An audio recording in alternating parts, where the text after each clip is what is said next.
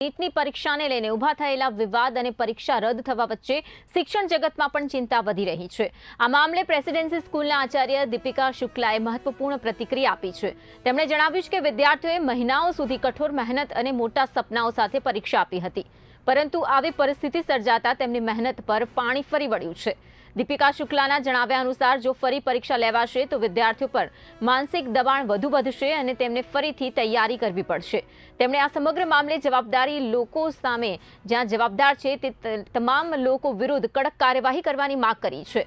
આ સાથે જ સરકારને પણ અપીલ કરી છે કે ભવિષ્યમાં પેપર લીક જેવી ઘટનાઓ ન બને તે માટે વધુ મજબૂત અને પારદર્શક સિસ્ટમ ઊભી કરવી ખૂબ જ જરૂરી બની ગઈ છે। જી મેડમ।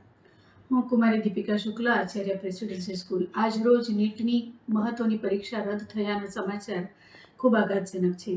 વિદ્યાર્થીઓએ 2 વર્ષ સતત તનતોડ મહેનત કરી હોય છે। નીટની પરીક્ષા માટે વિદ્યાર્થી એટલો આતુર હોય છે કે એને એવી ચોક્કસપણે ખબર છે કે 2 વર્ષની મારી આ મહેનત અને નીટ પરીક્ષા ક્રેશ કર્યા પછી મારે જે એડમિશન લેવાનું છે સારી કોલેજમાં, સારી જગ્યાએ, ગવર્મેન્ટ કોલેજમાં, એ બધા માટે હું માનસિક રીતે તૈયાર છું અને 2 વર્ષની સામે મને મારી લાઈફ મળવાની છે।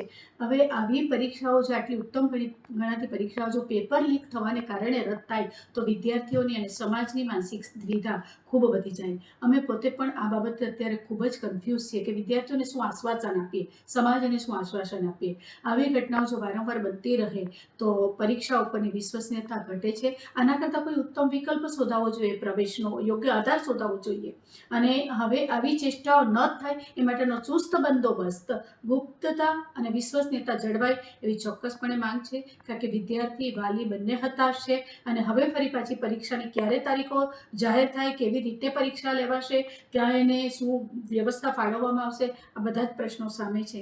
જો કે એવું ચોક્કસપણે કદાચ વિચારવામાં આવશે કે વિદ્યાર્થીની જે તે વ્યવસ્થા જે તે જગ્યાએ જ રહેશે, છતાં પણ વિદ્યાર્થીએ જે 2 વર્ષ મહેનત કરી છે અત્યારે એ જે દ્વિધામાં છે એમાંથી બહાર નીકળીને હવે ફરી પાછી એમનું અપિયરન્સ કેવું રહેશે એ બાબતે વિદ્યાર્થી પોતે પણ ચોક્કસ કશું નક્કી કરી શકે એમ નથી।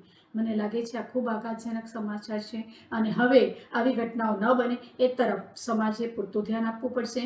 લાગતા વળગતા જે પણ પક્ષો છે એને પણ એની ઉપર ખૂબ ધ્યાન આપવું પડશે।